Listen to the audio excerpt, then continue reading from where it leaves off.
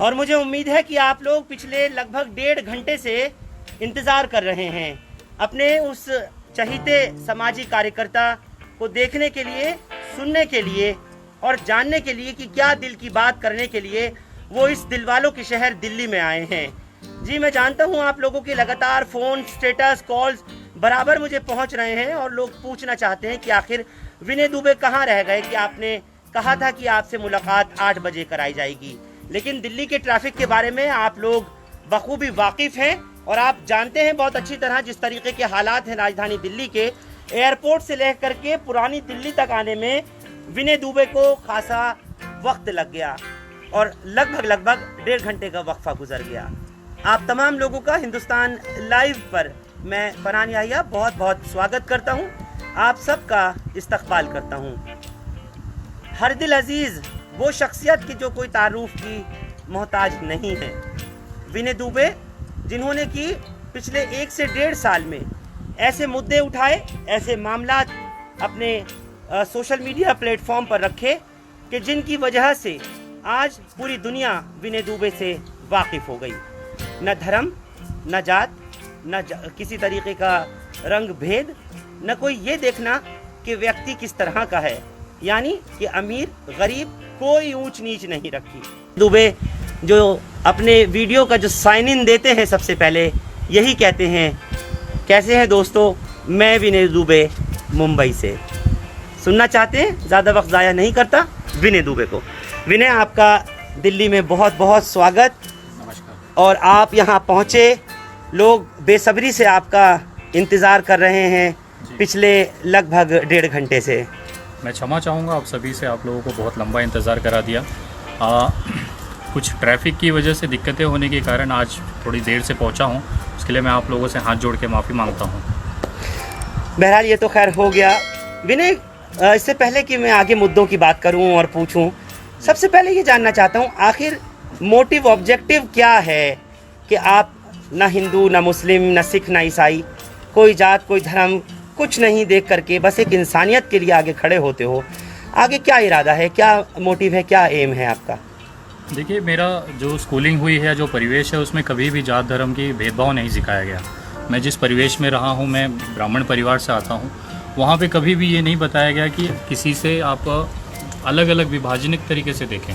तो मेरे वो खून में है। और जिस तरह से 2014 के बाद एक दूसरे के लिए हम लोगों के प्रति जो नफ़रत बोई जा रही है, जो एक तरह से दुश्मनी पैदा की जा रही है, वो देखते हुए कहीं ना कहीं मुझे लगा कि अगर आज मैं चुप रह गया तो शायद मेरी जो बेटियां हैं कल जब बड़ी होंगी उस समय उनको ये दिक्कतें होंगी, तो वो दिक्कत उनको ना हो। आप जो पूछते हैं मेरा मकसद क्या है, तो मैं चाहता हूँ, मैं एक बहुत सेल्फिश इंसान हूँ, मैं आज आपको वो ओपनली बताता हूँ। सेल्फिश किस तरह? मतलब मैं ये चाहता हूँ कि मेरी बच्चियाँ जो हैं या मेरे जो आने वाली जो पीढ़ियाँ हैं, बेटियां हैं, मेरी 3 बेटियाँ हैं और जब वो अभी छोटी हैं फ़िलहाल में, मैं सेल्फिश इसके लिए हूँ क्योंकि उनको ये सारी चीज़ें अपने भविष्य में ना फेस करनी पड़े, ताकि ये दिक्कतें जो आज बोई जा रही हैं वो भविष्य में इनका जो नज़रिया है लोगों के प्रति या इंसानियत के प्रति वो ख़राब ना हो। मेरा पूरा मेहनत उनके लिए है कि अपनी बच्चियों को एक अच्छा भविष्य दे सकूं, ताकि इस देश में जो नफ़रत या फिर एक दूसरे से भेदभाव की जो राजनीति या जो परिवेश तैयार किया जा रहा है वो ख़त्म हो पाए, उनको एक बेहतर विकल्प मिले, एक बेहतर भविष्य मिले जो सिर्फ इंसानियत के नाम पे टिकी हो। वही मेरी एक मेहनत है जिसकी वजह से मैं दिन रात मेहनत करता हूँ। विनय, मुंबई से लेकर के दिल्ली और दिल्ली से लेकर के देश और दुनिया तक का सफ़र ये किस तरह से तय किया है? ख़ास तौर से गरीबों की आवाज़ उठाने के लिए, ख़ास तौर से ऐसा कि मज़लूमों की आप आवाज़ बने हैं, उनका दर्द दूर करने के लिए आप आगे आए हैं। इसके बाद मैं सवाल आपसे लूँगा, बस ये सफ़र पहले बताएं, कैसे जहन में आया, काम काज छोड़ करके समाजी भलाई में आप लग गए, कैसे? सर, पिताजी ऑटो ड्राइवर थे। All India Engineering Entrance Test में 273rd रैंक था मेरा ओवरऑल पूरे महाराष्ट्र में, और उस समय फ़र्स्ट टाइम इंजीनियरिंग के लिए CET लागू हुई थी और उसमें मेरिट के आधार पर आने के बाद वहाँ पे मुझे महाराष्ट्र में अच्छे इंजीनियरिंग कॉलेज में एडमिशन मिला, लेकिन पैसे न होने के कारण वो चीज़ पूरी नहीं हो पाई। और मैं धन्यवाद करता हूँ कि शायद उस समय भगवान नहीं चाहता था कि एक इंजीनियर बन के मैं कहीं लैपटॉप लेके वर्क फ्रॉम होम कर रहा होता इस समय।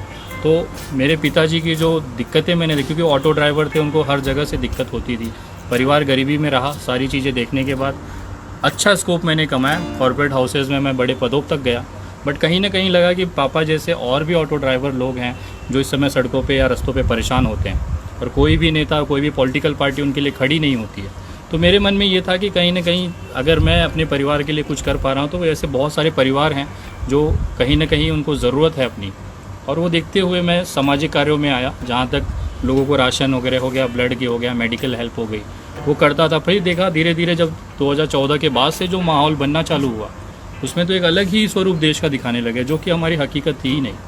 तो कहीं ना कहीं थोड़ा सा आक्रामकता लाना पड़ा, अदरवाइज़ ये मुमकिन नहीं हो पाता था कि इस तरह से जो देश में जहर घोला जा रहा है उसको कम किया जा सके। तो लोगों के साथ में रहना, क्योंकि ये सारी चीज़ें मैंने ज़मीनी से देखी है। मुझे पता होता था पापा कि अगर आज कहीं हड़ताल हो जाए, जैसे मुंबई में होती रहती है हमेशा, तो उस दिन हमारे घर पे खाना नहीं बनता था। ये चीज़ हमको एहसास है।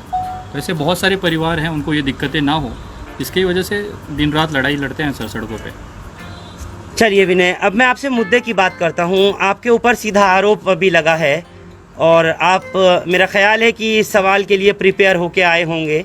आज जब आप दिल्ली में पहुँचे हैं और आप मुझसे मिलने आए, ख़ास तौर से इस पुरानी दिल्ली में, आपका बहुत बहुत स्वागत है। आपका मैं दिल की गहराइयों से इस्तकबाल करता हूँ। मुझे लगता है कि आप जिस तरह बताने के लिए उत्सुक हैं, उतना ही मैं और हमारी जनता जानना चाहती है कि विनय दुबे के ऊपर इतना बड़ा इल्ज़ाम लगाया गया। किसी ने दोगला, किसी ने ये कहा कि विनय दुबे जो है वो चंदा इकट्ठा करके चंदाखोरी कर रहे हैं, और वो भी एक ऐसे इंसान को छुड़ाने के लिए जिसने एक नहीं, दो नहीं, सैकड़ों हज़ारों बच्चों की जानें बचाई, उनका इलाज किया, यानी डॉक्टर कफील का। और डॉक्टर कफील को आप उनकी पैरवी करने इलाहाबाद हाई कोर्ट दूसरी मर्तबा पहुँचे हैं। तो अब तक विनय, इन आरोपों का क्या जवाब दोगे?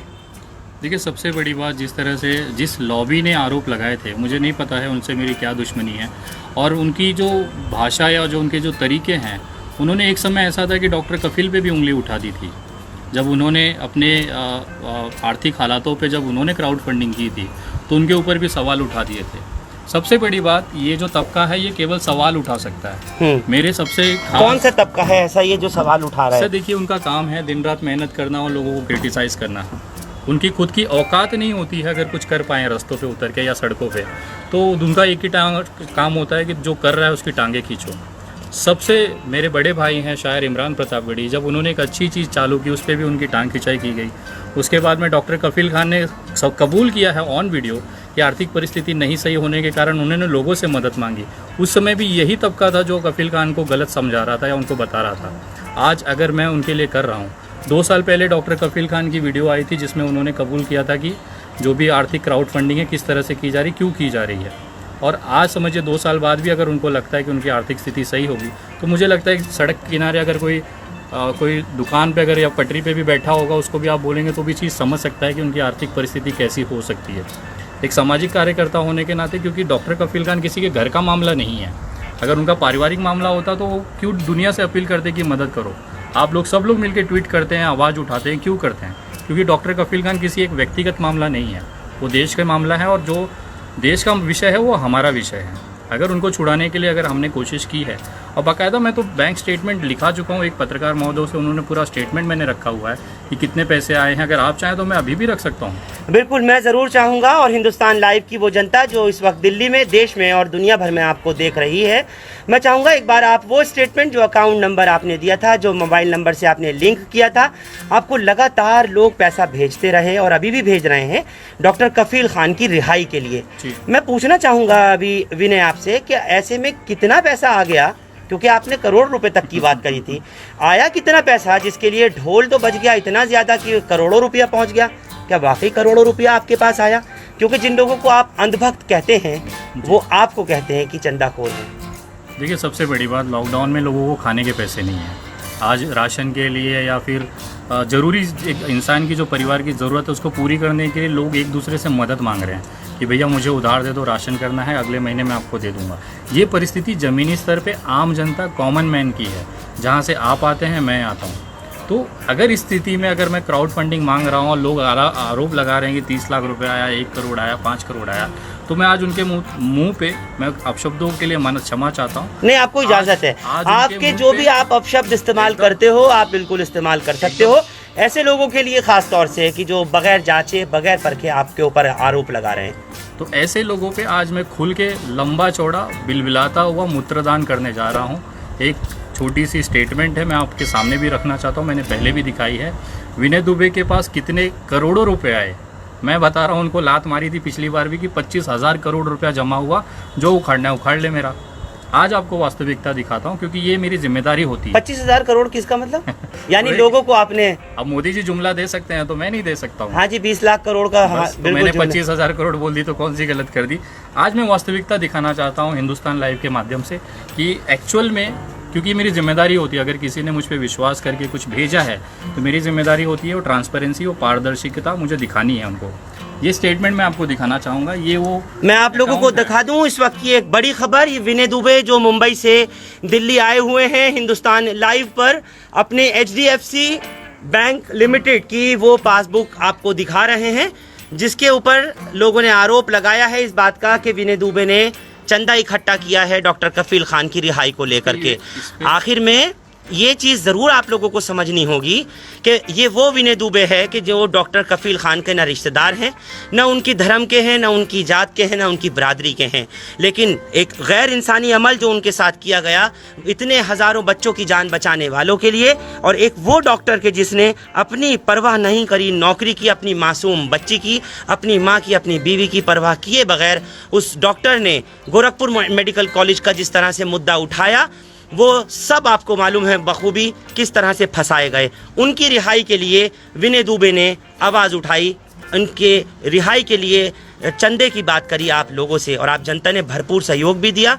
लेकिन जिन लोगों के गले नहीं उतरती, जिनको ये अंधभक्त कहते हैं, हालांकि मेरे मुंह से भी ये बात आज निकल गई, मैं नहीं कहता, मैं कभी नहीं कहता। सही कहेंगे सर, बहुत सही जा रहे हैं आप, कहना चाहिए आज के समय में। अच्छा, एक्चुअली वो हैं, यानी वो अंधभक्त जो हैं वो वाले अंडे हैं, अंधभक्त हैं। चलिए, तो बहरहाल एक ये नंबर जो विनय दुबे ने दिया था, जिस पर लोगों ने पैसा भेजा डॉक्टर कफील की रिहाई के लिए, डिटेल दे देता हूँ। उसकी डिटेल विनय आपको खुद ही बताएंगे, बताइए। ये जो नंबर मैंने पेटीएम गूगल पे नंबर दिया था वो इस HDFC के अकाउंट से अटैच है। वो सेम नंबर आप यहाँ पे देख सकते हैं जी, नंबर है 9594394948 जी। लोग अभी भी उस पर पैसे, एक बार नंबर बताएं। 9594394948। आप इस पे जूम करके देख सकते हैं, ये नंबर यहाँ पे मेंशन है जो इसके अकाउंट से लिंक्ड है, और इसी पे पेटीएम गूगल पे सारी चीज़ें UPI वगैरह सब इस पे हैं। मैं आपको दिखाना चाहूँगा इस पे, ये दूसरी पासबुक है। पहली पासबुक का जो बैलेंस है वो 1,25,000 रुपये था। ये 18 तारीख की स्टेटमेंट वो पासबुक फुल हो गई थी, पूरी फुल हो गई, क्योंकि अच्छा, आप ये जो स्टेटमेंट है केवल 2 दिन का है सर। आप इस पे देखिएगा कितने पैसे आए हैं। अच्छा, कौन सी तारीख से विनय पैसे आने शुरू हुए थे डॉक्टर कफील की रिहाई के लिए? 12-13 तारीख को हमने पहला, ये 12-13 कौन सी? ये जुलाई की, जुलाई, ठीक। 9 तारीख को मेरी बात हुई थी आदिल जी से, जिसके बाद उन्होंने मुझे कहा था, आदिल खान डॉक्टर कफील खान के भाई हैं, ठीक, उनसे बात हुई थी। उन्होंने कहा था कि इसमें कुछ चीज़ें हमें मैनेज मतलब उसको व्यवस्थित करनी है। वो शायद मिस कर रहे थे, उसको करने की ज़रूरत थी। उसके लिए मुझे जो लगा कि हाँ इसमें खर्चे होने वाले हैं, मैं उनसे नहीं मांग सकता था, उसके लिए मैंने ये ऑप्शन लिया। उसके बाद लोगों ने भरपूर सहयोग दिया, और ये आज उसका प्रूफ है सामने। ये सारा इसमें बैलेंस है, इसमें आप अमाउंट देख सकते हैं सर। हाँ, 10 रुपये अमाउंट बताइए दर्शकों को। इसमें देखिए 300 रुपया, 1,000 रुपया, 10 रुपया, 5,000 रुपया, 10 रुपया, 50, 20 इस तरह की अमाउंट आए हैं। लॉकडाउन में लोगों की हालत नहीं है पैसे देने की, फिर भी दिया, फिर भी 10 रुपये का उन्होंने, मैं 1-1 रुपये की वैल्यू करता हूँ कि समझिए डॉक्टर कफील खान के लिए कितना प्यार है लोगों के अंदर। हाँ। तो जानते हैं कि परिवार में हमें दिक्कत है, फिर भी उन्होंने इस तरह के अमाउंट यहाँ पे उनको भेजे हैं। आप इसमें सबसे इम्पोर्टेंट ये देखिए कि विड्रॉल वाली जो लिमिट, जो खाना है वो पूरी तरह से खाली है, यानी कि 1 रुपया भी इसमें से नहीं निकाला गया है।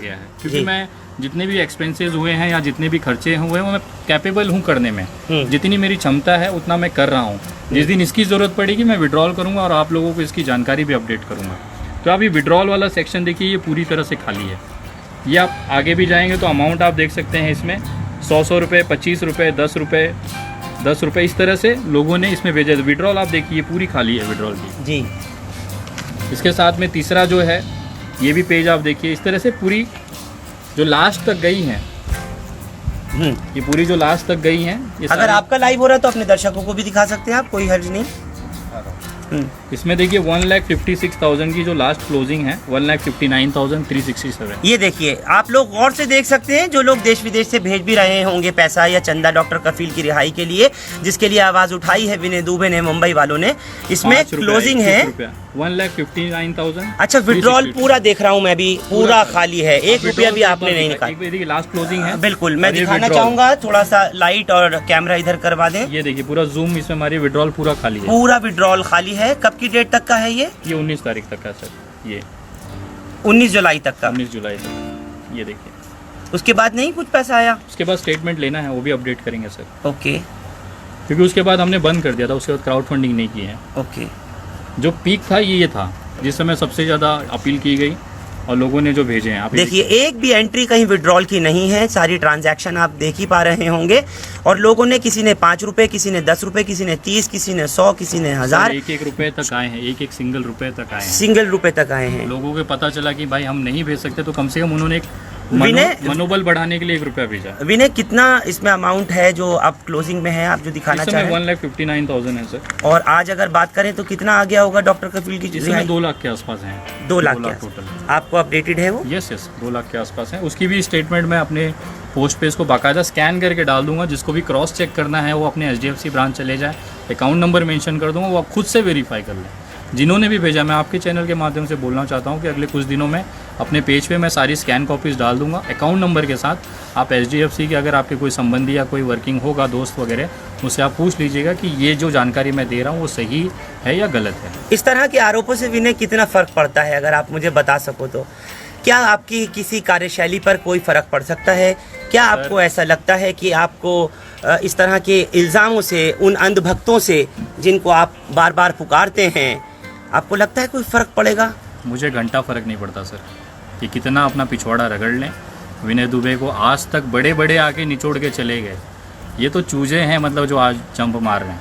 आप सोचो, भारतीय जनता पार्टी का IT सेल से मजबूत हैं क्या ये, जो चंदाखोर का आरोप लगा? आज वो ठंडे पड़ गए। मेरे कमेंट पे आके देखिए, उनकी हिम्मत नहीं होती है, उनका पिछवाड़ा फटता है कि कमेंट में आके कमेंट कर जाएं। तो ये नए नए चूजे आए हैं आज मार्केट में, इनको लगता है विनय दुबे का नाम लेके TRP हासिल करेंगे। विनय दुबे तगड़े से बजाता है, ID भी जाएगी और धंधा भी बंद होगा, जो ये चंदाखोरी का चिल्लाते हैं। ये जो बात आप कर रहे हैं, ख़ास तौर से ID जाने वाली, ये उस भोंपू मीडिया, ये खिताब मैंने दिया है। रवीश कुमार ने हमेशा गोदी मीडिया कहा है और फरहान याही आज तक भोंपू मीडिया कहता है, और ये पॉपुलर भी बहुत हो गया। लोग मुझसे कहते हैं कि आप ये भोंपू वर्ड जो है, इसको आप कॉपीराइट करा लो। हालांकि मुझे नहीं कहना चाहिए, लेकिन फिर भी कहूँगा कि काले काले कोट पहनकर AC रूम में जो बैठते हैं स्टूडियोज़ में, वो भी आपको कह रहे हैं इस बात को, तो और वो बड़े पढ़े लिखे पत्रकार हैं। सर देखिए, कहने के लिए तो मैं भी बहुत कुछ कह जाता हूँ, बट प्रूफ करें ना। आज तक जितने भी आरोप लगे, एक भी साबित हो पाया है क्या? आज समझिए, सबसे बड़ी बात पूरे देश की जो कंट्रोवर्सी थी, बांद्रा का मजदूर आंदोलन, वही सवाल था अगला, कर पाए क्या वो? वही अगला सवाल था मेरा विनय। मैं जो भी करता हूँ जनहित के चीज़ के करता हूँ, मेरा कोई व्यक्तिगत इसमें है नहीं।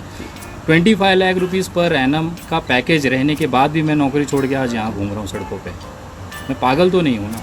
मुझे सिर्फ एक ही चीज़ है, मेरी बच्चियों का भविष्य ना खराब हो। बाकी ये जो आरोप लगा रहे हैं, ये बहुत सारे ऐसे चिंदी आए और चले गए। विनय दुबे आज भी बैठा है, इनको जो मेरा उखाड़ सकते हैं उखाड़ लें, कोई फ़र्क नहीं पड़ता। कोई फर्क, घंटा फ़र्क नहीं पड़ता, कह रहा हूँ। मुझे अभी इत्तला ये भी मिल रही है, और जैसे आपसे भी मालूम हुआ था कि कई लोगों ने, ख़ास तौर से कपिल के भाई ने, कफील खान के भाई ने कहा था, आदिल ने, कि आप उनका साथ ना दें, ज़रूरत नहीं है। लेकिन उनकी अहलिया, उनकी बीवी, वो चाहती हैं कि आप ईमानदारी से इसी तरह लगे रहें डॉक्टर कफील खान की रिहाई के लिए। ये क्या मैटर है? सबसे पहली बात, उनके परिवार से मेरी 18 तारीख के बाद से कोई बात नहीं हुई है। वो सब ने लगभग मुझे शबिस्ता कफील खान, सब ने मुझे लगभग ब्लॉक किया हुआ है। लास्ट मेरी बात हुई थी 18 तारीख को, जब मैं प्रयागराज एयरपोर्ट पे था। 15 तारीख की सुनवाई जब 22 तारीख को टली थी और मैं प्रयागराज से 18 तारीख को फ़्लाइट ले रहा था, उस समय उनके पत्नी से मेरी बात हुई थी, वो आखिरी थी। तो उसके बाद कोई कांटेक्ट ही नहीं है। तो मुझे अगर उनको मना करना है तो मुझे खोल के बोल दें, कोई दिक्कत नहीं है। लेकिन आप इतने आरोपों के बाद भी साथ जब तक वो बाहर नहीं आएंगे तब तक विनय दुबे डॉक्टर कपिल खान के साथ खड़ा है। चलिए, चाहे उनके परिवार को बुरा लगे, उनके भाइयों को बुरा लगे, उनकी पत्नी को बुरा लगे, मुझे कोई फ़र्क नहीं पड़ता। अच्छा विनय दुबे, ये भी एक सवाल बहुत ज़रूरी बनता है कि आपको जेल में डाला गया, ये किस तरह की मनुवादी सोच आपको लगता है थी, या इस तरह का कि आपके साथ में जालिमाना हरकत की गई कि आप चाहते थे कि वो जो प्रवासी मजदूर सफ़र कर रहे थे मुंबई से, न जाने कौन कौन से स्टेट्स में उनको जाना था, और वो सब आपने इंतज़ाम करा कर कई लाख लोगों को, मुझे आपने बताया भी था बम्बई से कि आपने भिजवाया, बावजूद इसके उसका खामियाजा आपको भुगतना पड़ा और आपको जेल जाना पड़ा। विनय दुबे, इसके लिए किसको जिम्मेदार मानते हो और किस तरह की नीतियाँ थी जिन्होंने आपको जेल तक पहुँचाया? सर, मैं ज़िम्मेदार किसी को नहीं मानता। पहली चीज़, मुझे एक चीज़ का गर्व होता है कि मेरे जेल जाने के बाद मोदी जी और भारतीय जनता पार्टी की सरकार को झुकना पड़ा। काहे वो चालू नहीं करा लिए बसेज़ और ट्रेनें? बांद्रा आंदोलन के बाद क्यों उनकी इतनी चौड़ी हो गई फटके कि उनको बस चालू करानी पड़ी? क्योंकि वो पता था कि एक विनय दुबे को आज अंदर डाला है। यानी आपके ही जो आपने एक्ट किया, यानी आपने जो कोशिश की, मेहनत की, बसेस लगवाई, सब कुछ किया, उससे आप कह रहे हैं कि फटके चौड़ी हो गई? देखिए, मैं 100% नहीं, लेकिन 0.5% हूँ मैं। हाँ, 0.5% हूँ, ये मैं मानता हूँ। मैं जानता हूँ बिना पब्लिक सपोर्ट नहीं हो सकता था, लेकिन जेल जाने के बाद जिस तरह से पूरे देश के अंदर ये चीज़ का मामला उठा कि भाई मज़दूरों की भी जान ज़रूरत है, उनकी भी जान जो है कीमत है, उसको देखते हुए सरकार को गंभीर होना पड़ा। और सबसे बड़ी बात, आप जैसे लोग जो बैठे हुए थे, मैं तो अंदर था मस्त आराम से पंखे की हवा ले रहा था, मुझे क्या पता चल रहा था बाहर क्या हो रहा है। लेकिन आप जब लोगों ने जो आवाज़ उठाई है आपके चैनल के माध्यम से, बहुत सारे लोगों ने इसके लिए, मज़दूरों की भी जान भी कीमत है, ये चीज़ आपने सरकार को एहसास कराया, जिसकी वजह से उनको झुकना पड़ा। मेरा कंट्रीब्यूशन 0.0001% रहा। आपके ऊपर एक आरोप लगा था जो साबित नहीं हो सका, और उसके लिए आप बाकायदा अदालत तक पहुंचे हैं और हुकूमत को भी घुटने टेकने पड़े। वो आरोप ये लगा था कि आपने भीड़ इकट्ठी की, वो आरोप ये लगा कि आपने उस वक्त की जब लॉकडाउन कोरोना की वजह से था, आपने जमा किया वहाँ जनता को, और वो मज़दूर जो जा रहे थे उन लोगों को आपने ही आपकी कॉल पर, आपकी स्टेटमेंट पे इकट्ठा होने की उनको मौका मिला था। सर, मुंबई पुलिस वर्ल्ड में सबसे बेस्ट पुलिस है, और जहाँ तक मैं विश्वास करता हूँ कि उनकी जांच की जब कोर्ट में जब चार्जशीट लगेगी, उस समय आप लोगों को ये सारी चीज़ें पता होगी। मैं जानता हूँ संविधान से देश चलता है और उस पर मुझे पूरा विश्वास है। अगर मैंने ये क्राउड जमा की थी तो मुंबई पुलिस चार्जशीट में अपने मेंशन करेगी। उनकी जांच चालू है, अभी तक चार्जशीट आई नहीं। जेल की नौबत क्यों आ गई? सर, जेल देखिए ठीक है, अगर मैं ये कहता हूँ मेरे जेल जाने की वजह से अगर किसी का भला हुआ तो मैं 1000 बार जेल जाने को तैयार हूँ। जेल जाना हम जैसे सामाजिक कार्यकर्ताओं के लिए गहना एक प्राउड है। और सबसे बड़ी बात, जब मैं जेल में था तो एक पुलिस वाले ने मुझे कहा था कि पिंजरा जो होता है शेरों के लिए होता है, कुत्तों को नहीं डाला जाता उसके अंदर। तो ये मेरे लिए प्राउड है कि मैं, पिंजरा जो होता है वो शेरों के लिए होता है, कुत्तों को नहीं डाला जाता। ये पुलिस वाले ने आपसे कहा, तो आपकी तो छाती गर्व से इस बात से ही चौड़ी हो गई होगी। लोग बोलते हैं कि बांद्रा का दंगे वाला, मुझे बहुत प्राउड होता है कि भाई अगर उस दंगे से अगर किसी का भला हुआ है, लाखों लोग अपने घर पहुँचे, कितने बच्चों से अपने माँ बाप से मिल पाए हैं, तो मुझे गर्व होता है कि भाई मैं हूँ दंगाई। I am proud to be, और हमेशा करता रहूँगा। जब ऐसा लगेगा तब तक करूँगा। विनय, आपने कितने लोगों को भेजा होगा, आप बता सकते हैं हमारे दर्शकों को भी? सर, इसके लिए मैंने एक स्पेसिफिक वीडियो डाली थी अपने पोस्ट पे विद डॉक्यूमेंट। मैं उसी की बात करना चाह रहा हूँ। आधार कार्ड और सारी चीज़ें डाली थी। 1,35,000 के आसपास जो लोगों की संख्या थी उस समय, वो मैंने दिखाई थी, ऑन कैमरा दिखाई थी, उनके डॉक्यूमेंट्स दिखाए थे। तो जो कंट्रीब्यूशन था उनके लिए मैं कर चुका हूँ।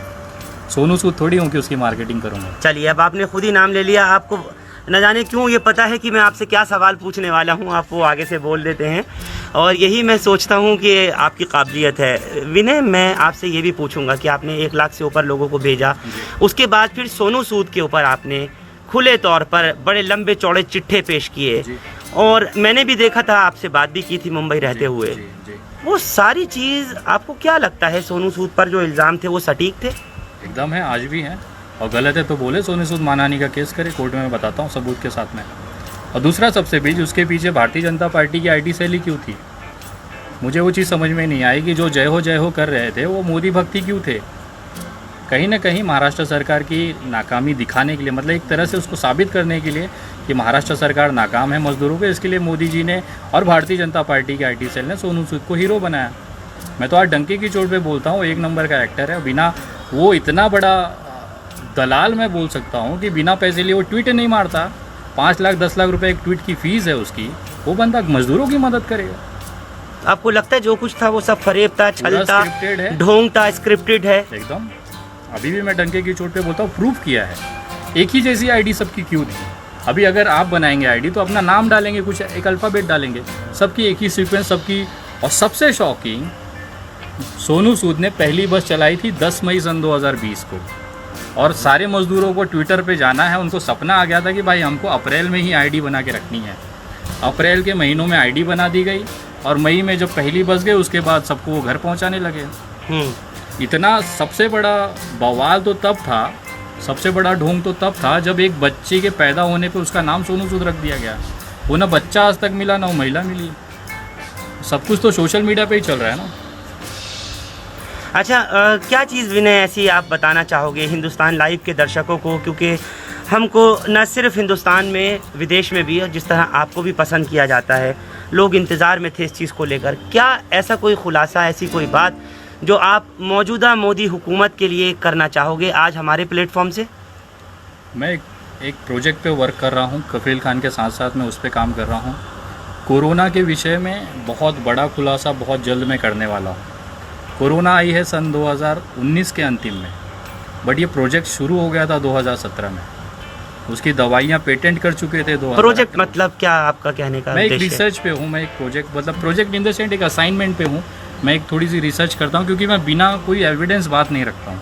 मेरे पास सबूत होता है, इसके लिए डंके की चोट पे गाली देते हुए मैं बातें करता हूँ, और उसी एविडेंस के आधार पे सामने वाला सरेंडर हो जाता है। कोरोना के ऊपर मेरी रिसर्च चल रही है कि एक्चुअली ये इसका चीज़ें हैं क्या एक्चुअली वास्तविकता में। जिस तरह से मार्केटिंग की जा रही है बीजेपी सरकार या गोदी मीडिया की तरफ से, उसके बाद में ये चीज़ें क्या वास्तविकता हैं क्या ज़मीनी स्तर पे, तो उसको रिलेटेड कुछ डॉक्यूमेंट मैं पब्लिश करूँगा, और कोशिश करूँगा कि आपके माध्यम से आपके जितने भी शुभचिंतक हैं उन तक ये बातें पहुँचें। तो ये बहुत गंभीर विषय, यानी एक बहुत बड़ा खुलासा आप करने जा रहे हैं। विनय, डर नहीं लगता आपको कि जैसा आपने कहा कि छोटी छोटी बच्चियों का साथ है, पत्नी का साथ है, माँ, अपनी खुद की जान, तो क्या परवाह नहीं है इस बात की कि किसी तरह का इतना बड़ा सरकार से, हुकूमत से, वो भी नरेंद्र मोदी हुकूमत से पंगा लेना? क्या लगता है आपको, सत्य में अब जयती है? सर, सबसे बड़ी बात, मरना सबको है, यहाँ कोई हमेशा नहीं रहने वाला है। तो सबसे आखिरी जो एकदम लेवल होता है वो डेथ होती है, अगर, और सबकी होनी है। ऐसा भी नहीं है कि जो मुझे मारेगा वो बच जाएगा। मैं चाहता हूँ कि अगर इस तरह से कहीं मेरी हत्या हो जाए तो बहुत सारे विनय दुबे इस देश में पैदा होंगे, और मैं गारंटी ले सकता हूँ। कहीं ना कहीं आपके माध्यम से बताना चाहूँगा कि आवाज़ उठाना सीखिए। अगर आज आवाज़ नहीं उठाएंगे तो कल आपके बच्चे जो हैं वो गरीब गुलाम हो जाएंगे। तो मैं नहीं चाहता कि मेरी बच्ची, और मेरे बच्चों को प्राउड होगा अगर समझो इस बीच में कहीं पे भी किसी भी मामले में मेरी डेथ हो जाती है, तो अगले भविष्य में पूरे जीवन वो गर्व से कह सकती कि मैं विनय दुबे की बेटी हूँ। अच्छा, तो बच्चियों को भी सबसे ज़्यादा चिंता रहती है। तो मैं आपकी लंबी आयु की, आपकी सेहत तंदुरुस्ती की ज़रूर दुआ करूंगा, और करता ही हूं। बहुत लोगों का प्यार मिलता है, आपको दुआएं मिलती हैं, वो हर धर्म के लोग आपसे मोहब्बत करते हैं, सिर्फ इसी बिना पर कि आप सच्चाई के साथ हैं, आप सच के दामन को आपने पकड़ रखा है। कमोवेश यही हाल हमारा भी है। हम भी हिंदुस्तान लाइव के माध्यम से, हमारी पूरी टीम, हमारे पूरा ऑर्गेनाइजेशन, हमारा अखबार, सब सच्चाई के ही साथ में हैं। जी विनय, इस हिंदुस्तान लाइव चैनल के माध्यम से आज पहली बार मैं एक अनाउंसमेंट करने जा रहा हूँ। सुप्रीम कोर्ट में ऑलरेडी एप्लीकेशन लगी हुई है डॉक्टर कफील खान के विषय में, और अगर अगले कुछ जो टाइम दी गई है कफील खान के विषय में, क्या वजह है कि इतना डिले हुआ है वहाँ से? सरकारी दबाव है सर, योगी जी पर्सनली इस मैटर में देख रहे हैं। कोर्ट में क्या हुआ था जो आपको जाना पड़ रहा है supreme court, Allahabad high court की बताएं? हम लोगों ने जो टीम ऑलरेडी लीगल गई है, इवन उनके परिवार की तरफ से भी गए हैं लोग, उनका एक ही रिक्वेस्ट है सुप्रीम कोर्ट की, एक टाइम बाउंड कर दिया जाए, कि एक डेडलाइन तय कर दी जाए, इस तारीख के बाद अंदर सारे फैसले कर दिए जाए, भले वो पक्ष में आए चाहे विपक्ष में आए, ये फैसला कर दिया जाए। इसको लेके एक एप्लीकेशन लगाई गई है और सुप्रीम कोर्ट में ऑलरेडी चल रही है। आज सवेरे भी मैंने जब वहाँ पे डिटेल्स निकाली है तो ऑलरेडी डॉक्टर कफील के लिए एप्लीकेशन लगी है उनके परिवार की तरफ से, ऐसी मुझे सूचना मिली है सुप्रीम कोर्ट की तरफ से। तो उसको देखते हुए कहीं ना कहीं मुझे लग रहा है कि अगर वो डेडलाइन नहीं देती है या सुप्रीम कोर्ट सही में न्याय नहीं दे पाता है, तो विनय दुबे महाराष्ट्र से दिल्ली पैदल तिरंगा लेके अकेले वहाँ से निकलूँगा और राजघाट पे आके बैठ जाऊँगा, और तब तक बैठा रहूँगा जब तक ये न्याय नहीं हो जाएगा। और ये बहुत बड़ी मुहिम मुंबई से मैं शुरू करूँगा, और डंके की चोट पे ये चाहे मुझे गिरफ्तार कर ले, जब छोड़ेंगे तब मैं वापस निकलूँगा। ये आपके चैनल के माध्यम से एक अनाउंसमेंट, आने वाली जो मेरे आंदोलन है उसकी घोषणा मैं आपसे आपके चैनल के माध्यम से करना चाहता हूँ। विनय, महाराष्ट्र सरकार का आपके साथ कितना सहयोग रहता है, क्योंकि जान का खतरा जैसे मैं आपसे पूछना चाह रहा हूँ, और जेल में जब आप थे उस वक्त से लेकर ज़मानत तक का आपका सरकार से क्या किसी तरह का सहयोग मिल सका? ख़ासतौर से मैं बात करना चाहता हूँ इस वक्त में जो सरकार है उद्धव ठाकरे की।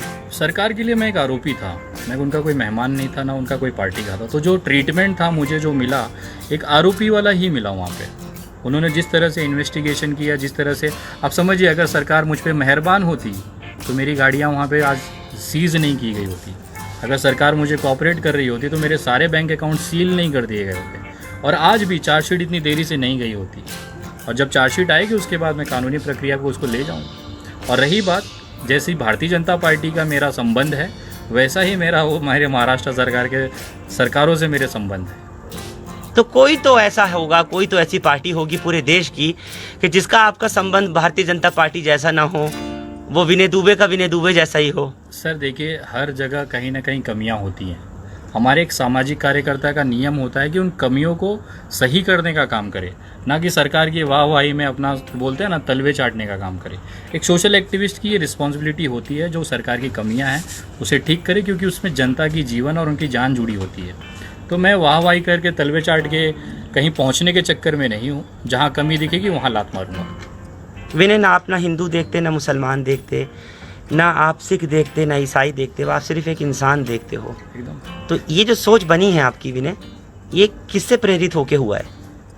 देखिए, एक एटमॉस्फेयर होता है, आप जिस परिवेश में ऊपर आते हैं। हमारे साथ में, मेरे साथ में अब्दुल करके मेरा दोस्त था, हम साथ में एक ही थाली में खाते थे। लंच होती थी स्कूल की, हम साथ बैठ के खाते थे। ईद में वहाँ पे जाके हम खाते पीते थे, वो हमारी दिवाली में आके सेलिब्रेट करता था। तो वो माहौल हमने देखा है। कभी भी हमने ये, और जो भी लोग ये करते हैं ना, उनको बोलना चाहूँगा कि अगर तुम्हारा बाप कभी आईसीयू में होगा और खून की ज़रूरत होगी ना बेटा, तो कलर वाला खून दे देना कि कौन सा मुस्लिम का कौन सा हिंदू का है। उनको एक सबक है ये चीज़। जब उसमें अपने बाप को मरते हुए ये मुसलमान का खून लगा लेंगे, लेकिन जब बाहर आएंगे तो इनको मुस्लिम नहीं चाहिए देश में। तो ऐसे लोगों के पिछवाड़े लात मारने के लिए विनय दुबे जैसे लोग बैठे हैं अभी भी, जो हो नहीं सकता इस देश में, कभी भी पॉसिबल नहीं है। कि कितनी ताकत है, मैं पूरी नरेंद्र मोदी सरकार को कहता हूँ, जितने तुम्हारे मंत्री, जितने तुम्हारे सांसद विधायक है, चाहे जितना पिछवाड़ा रगड़ ले, अगर वो सोचते हैं कि इस देश से हिंदू मुसलमान नफरत पैदा, वो सबसे बड़ी चुनौती क्या रही है? इसके अलावा कि जब ये मजदूरों का पलायन हो रहा था और जेल भेजने वाली बात, ये तो हमने सुन ली। अलावा इसके कौन सी सबसे बड़ी चुनौती रही है विनय दुबे के लिए, जिसको आपको लगता है कि मुझे नहीं करना चाहिए था जो मुझसे हो गया, या किसी चीज़ को ऐसा जो आप करना चाहते थे वो नहीं हो सकी? सर अभी तक तो फ़िलहाल ऐसा कुछ नहीं है। जो भी मैंने सोचा है वो पूरा किया है, उसको एंड तक पहुंचा है। अभी तक कोई भी मेरा प्रोजेक्ट फेल नहीं हुआ है, ना मैं उसमें कह सकते हैं कि मैं उसमें रुका हूं या कहीं अटका हूं। तो ऊपर वाले की कृपा है और आप लोगों का साथ है। आप तमाम इतने हज़ारों करोड़ों लोगों के लोग हैं, उन्होंने मुझे जो प्यार और आशीर्वाद देते हैं, शायद वही कारण है कि मेरे अंदर कहीं पे भी वो अफसोस नहीं है कि मैं ये नहीं कर पाया या वो नहीं हो पाया मुझसे। आप लोगों ने जो साथ दिया, जो दुआएं दी, हर एक चीज़ मैंने उसको पाई है और हर एक चीज़ में मैं सफल हुआ हूँ। और आप लोगों को विश्वास दिलाता हूँ, जो भी टास्क मैं लेता हूँ उसे जब तक एंड पे ना पहुँचा दूँ। मैं भी डॉक्टर कफील खान के बीच में स्टेटमेंट दे के जैसे बाकी सब चले गए कि हम साथ हैं, हम ये करेंगे वो करेंगे, मैं भी जा सकता था। मुझे क्या पड़ी है कि कोरोना जैसी बीमारी में इलाहाबाद भागना, दिल्ली आना। मेरी भी बच्चियां हैं, मेरा भी परिवार है, मैं भी वीडियो बना के समर्थन दे के घर बैठ सकता था। बट मुझे कहीं कहीं लगता है कि नहीं, जो जिम्मेदारी मैंने ली है उसे पूरा करना चाहिए, भले उनका परिवार साथ दे ना दे, कोई फ़र्क नहीं पड़ता। तो अफसोस नाम की चीज़ नहीं है मेरे अंदर। विनय, परिवार का कितना सपोर्ट मिलता है? आपकी पत्नी का, आपके दोस्तों का, आपके अपनों का, जो आपके लव वंस हैं, जो आपसे प्यार करने वाले हैं, उनका सपोर्ट कितना मिलता है? अगर आप हमारे दर्शकों को भी बता सकें इन लड़ाइयों में, इन मुहिम और आंदोलनों में। सर देखिए, जैसे आप बाहर जाते हैं तो आपके परिवार वाले परेशान होते हैं कि कहीं ये इन्फेक्टेड ना हो जाए या कुछ इसके साथ हादसा ना हो जाए। वैसा ही परिवार मेरा भी है। मैं भी जब किसी ट्रिप पे जाता हूँ तो मेरे लिए इतना आसान नहीं होता है अपने परिवार को कन्विंस करना कि भाई, मैं पत्नी हो चाहे माँ बाप हो, कोई नहीं चाहता अपने को खोना। तो उस स्थिति में आप समझिए कितना स्ट्रगल करता हूँ, या कितना उनको समझाना पड़ता है या उनकी निवेदन करना पड़ता है कि मुझे ये करना है, उसकी ये चीज़ है। उसकी वजह से वो बहुत सपोर्ट करते हैं। आज यहाँ पे मैं जो पहुँचा हूँ उसमें कहीं ना कहीं मेरे परिवार, मेरे माता पिता के और ख़ास तौर पे मेरी पत्नी का बहुत बड़ा योगदान है। अगर वो नहीं होती, एक मोरल सपोर्ट जो होता है कि ठीक है विनय, तू देख, मैं बच्चियों को संभाल लूँगी, एक जो ये शब्द होता है उसकी वजह से मेरा जो एनर्जी है, ये जो ताकत है वो 10 गुना बढ़ जाती है। वो कभी भी कहती है कि किसी के भी आंखों से आंसू निकला ना विनय, उस दिन समझ लेना तू जितना कर रहा हो सब बेकार है। ये जब चीज़ उसके मुंह से निकलती है ना तो कहीं ना कहीं एनर्जी मेरी डबल हो जाती है। फिर सामने मोदी हो चाहे कोई भी, उनकी ऐसी की तैसी है। मोदी हो चाहे कोई भी हो, इनकी ऐसी की तैसी। विनय, ये बात भी बताना चाहोगे कि हमारे दर्शकों को, जब आप जेल में थे तो उस समय हमने भी हिंदुस्तान लाइव पर हमारी पूरी टीम ने आपके लिए बहुत यहाँ से खबर चलाई थी और तमाम तथ्यों को, मुद्दों को रखा था, बिना डरे, बिना झिझके और बिना किसी लोभ लालच के। तो मैं आपके लिए बहुत बहुत धन्यवाद करता हूँ और आजीवन में आप लोगों का ऋणी हूँ। जिस तरह से खास कर पे मेरे भाई आपने जो जिस तरह से आवाज़ उठाई, आपके हिंदुस्तान लाइव ने जिस तरह से मूवमेंट चलाई, उसके लिए मैं ज़िंदगी भर आभारी हूँ। और शायद अपने शरीर का एक एक बूंद का कतरा भी आपको दे दूँ तो शायद ये जो ऋण है वो ना पूरा हो। उसके लिए आपका बहुत धन्यवाद विनय। विनय, आपको लगता है ऐसा कि आपकी जैसी आवाज़ें पूरे देश में और भी होनी चाहिए, और भी विनय दुबे होने चाहिए? मुंबई में आप अकेले नहीं, एक और है शख्सियत, आप जानते हैं बखूबी एजाज़ खान को। एजाज़ खान का आज भी ऐसा मामला है कि जब कभी भी कोई भी बात होती है, आपकी किसी वीडियो पे प्रतिक्रिया लेनी होती है या एजाज़ खान से कुछ बात करनी होती है या उन्हें दिल्ली आना होता है, हिंदुस्तान लाइव पर आते हैं, जुड़ते हैं आपकी तरह से और अपनी बात करके जाते हैं। तो एक आवाज़ आपकी, एक एजाज़ की आवाज़। और चीज़ मैं बताना चाहूँगा, मेरे जेल जाने के बाद इमीडिएटली एजाज़ भाई भी आ गए थे जेल में। मैं और एजाज़ खान जी हम एक ही बैरक में थे। वो इतने परेशान थे, जिस तरह से एक होता है एक स्टार को जिस तरह से एक जेल की स्थिति में आना पड़ता है, तो परेशान थे। लेकिन जिस तरह से वो मुझे संभालते थे, एक छोटे भाई की तरह से मोटिवेट करते थे, मुझे एक चीज़ ऐसा लगा कि वो 6 दिन जो मेरे बीते हैं, वो एजाज़ भाई और मेरे जो समय हमने जो बीता 24 घंटे साथ, आप समझिए जब खाना आना है तो एक ही थाली में दोनों वो भी खा रहे हैं। जाते जाते वो इतने डिप्रेस थे, मतलब एक तरह से उनको मानसिक तनाव था कि विनय शायद बेल नहीं हो पाएगी, और वो खाना नहीं खा रहे थे। मैं वाकया आपको बताना चाहूँगा, अचार और चावल हमने खाई थी उस समय दोनों भाइयों ने, और एजाज ने और आपने। एजाज भाई, मैं एक ही थाली में, प्लास्टिक की प्लेट होती थी उसमें चावल और अचार जो था दोनों भाइयों ने खाई। और उसके बाद मैंने उनको रुखसत किया, मैं बोला आना नहीं वापस यहाँ पे। आप रह गए थे, उनकी बेल पहले हो गई थी? बेल पहले हो गई थी, मैं रह गया था। मैं उनको बोला आप जा रहे हो अचार खा के, आना नहीं वापस, फालतू में मेरा अचार भी आप खा जाते हो। तो गले मिले। उसके बाद ऊपर वाले की दुआ थी कि वो वापस नहीं आए। और जिस दिन मैं छूटा हूँ, पहली कॉल उनकी थी कि विनय कॉन्ग्रेचुलेशन, जबकि वो घर बैठे हुए थे, उनको नहीं पता था कि यहाँ पे, और उन्होंने एडवोकेट टीम भेजी थी अपनी तरफ से, उनके भाई आए हुए थे। तो ये देख के एक जो अपनापन था वहाँ पे मुझे मिला, वो बहुत ही अद्भुत था। और जिस तरह से मैं समझता था एजाज़ भाई का जो नेचर है, वो इतने डाउन टू अर्थ व्यक्ति हैं, इतने मददगार हैं, शायद ही ऐसा बंदा कोई दूसरा और कोई हो, ऐसा मुझे नहीं लगता। मैं उनको धन्यवाद करना चाहूँगा आपके चैनल के माध्यम से। एजाज़ भाई, यू आर द बेस्ट। देखते हैं वो भी एकदम। तो विनय, मैं कह रहा था कि आप और एजाज़ जैसे क्यों ना ऐसे और भी हों। जनता आपको इतनी मोहब्बत देती है, सच का साथ देने वाले, आप चाहेंगे कि देश में और भी विनय दुबे और भी एजाज़ खान हो? हर घर, हर जिले, हर तहसील से अगर विनय दुबे, एजाज़ खान निकलते हैं तो आप समझ लीजिए इस देश को विश्व गुरु बनाने में कोई नहीं रोक सकता। हम वो चीज़ें करते हैं जो सरकार नहीं करना चाहती है। अगर सरकार जो हमारी चीज़ें, जो हम ऑब्जेक्शंस लेते हैं, उसको अगर पूरा करने लगे तो आज हम किसकी बातें करते हैं? हम कहते हैं भाई हॉस्पिटल में वेंटिलेटर चाहिए, हम ये कहते हैं कि भाई दवाइयाँ निःशुल्क होनी चाहिए, हम ये कहते हैं कि एक व्यक्ति की अगर एक्सीडेंट होती है तो उसकी इलाज निःशुल्क होना चाहिए, हम ये कहते हैं कि भैया जो राशन है वो डायरेक्ट उनके घर तक पहुँचे, जो भूखे से मर रहे हैं लोग, उनको कम से कम रोटी निवाला मिले। अगर हम ये बात करते हैं और सरकार अगर उसको मान्य करती है, तो मैं आपको डंके की चोट पे कह सकता हूँ कि भाई इस देश के अंदर कोई भी भूखे से नहीं मरेगा और देश जो है विश्वगुरु बनेगा। बट उसके लिए ज़रूरी है, आपके चैनल के माध्यम से बोलना चाहता हूँ कि आप सभी आवाज़ उठाना सीखिए। ये मत देखिए कौन मेरे साथ है कौन नहीं है। मैं आप लोगों से निवेदन करता हूँ कि भले मैं अकेला भी रह गया ना तो लाख जन को खड़ा कर दूँगा। ऐसा कैपेसिटी, ऐसा विश्वास आप लोगों के अंदर भी होना चाहिए। और ये बहुत आसान है, कुछ नहीं करना है, मोबाइल उठाना है, कैसे हो अंडभक्त हो, बस शुरू, अपने दिल की बात जो अच्छा लगे बोल दीजिए, यही करना है बस। बाकी कोई अलग से ट्रेनिंग नहीं होती है इसकी। मोबाइल लो, कैमरा ऑन करो, कैसे हो बढ़ो, काम भारी हो गया आपका। दिल में जो है निकाल दीजिए। मैं वही करता हूँ, मैं कोई स्क्रिप्ट नहीं पढ़ता हूँ या मुझे कहीं से लिखा नहीं आता कि भी नहीं ये जहन में कैसे आया कि आपने जब भी सबसे पहले आप पहली बार मुखातिब हुए अंधभक्तों से, तो वो लफ्ज़ कहाँ से जहन में आया था और ये कैसे जहन में बनी बात? सर, एक राजस्थान के बहुत बड़े हिंदूवादी थे, मैंने एक छोटी सी वीडियो बनाई थी CA NRC को लेके कि आखिर उसमें हिंदुओं का क्या हो सकता है। उसके बाद वो वीडियो के बाद लगातार फ़ोन पे गालियाँ आने लगी। उसके बाद तबीयत से मैंने उनकी पे ली अगली वीडियो में, और वो जो था तौफीक सिद्दीकी साहब ने वो वीडियो वायरल किया। उसके बाद विनय दुबे तब से ले रहा है, और पता नहीं क्यों मुझे बहुत खुशी मिलती है। अंध भक्तों को जो सुकून मुझे मिलता है ना, उनको बिलबिलाना, उनको तड़पाना, उनको पेलना, मेरे भाषा में कहूँ, इतनी सुकून मिलता है कि दूसरा काम मुझे कुछ अच्छा नहीं लगता। लेकिन बहुत सारे ऐसे लोग हैं, उन्होंने मुझे शिकायत की है कि विनय जी आप बात अच्छी करते हो, लेकिन बस थोड़ी सी गालियाँ और जो लूज टॉक हो जाता है कि हम शेयर नहीं कर पाते। हमें पसंद आती है चीज़ें लोगों तक पहुंचनी चाहिए, बट वो शेयर नहीं हो पाती। तो कहीं ना कहीं अब उस चीज़ों पे मैं वर्कआउट कर रहा हूँ। लेकिन जब गाली वाली मतलब वर्कआउट किस पे, की ज़बान पे काबू कर सको? थोड़ा सा, लेकिन क्या होता है वो फीलिंग आ ही जाती है। मैं उनसे बहुत प्यार करता हूँ। अंध भक्त मेरे जो एक समझ सकते हो मेरे लवर हैं, वो बिना उनके मैं जिंदा, मेरे लिए ऑक्सीजन है वो। तो जब तक उनको 2-4 चुम्मा नहीं लेता हूँ ना, मेरे को चैन नहीं आता। और बहुत दिन हो गए चुम्मा लिए। बेटा आ रहा हूँ बहुत जल्द वापस एक बार।